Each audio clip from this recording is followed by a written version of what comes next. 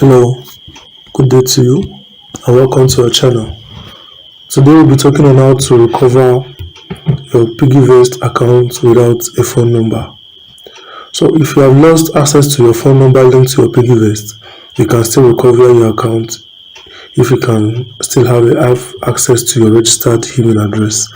So what are you going to do? You open a password reset page. So easily you go to your browser and you type in PiggyVest password reset. So it will take you to the PiggyVest website links. Then you click on forgot password. So it is going to ask you if you want to open it with your browser or you want to use the app. You can choose whatever you want.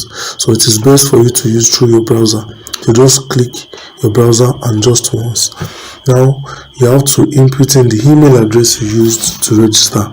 So you type in your email address and send instructions. And when you click on send instructions, it sends you a link to your email where it will ask you to create a strong and a new password.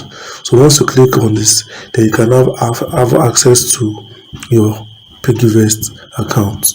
So like this, you can recover your account. Thank you for watching.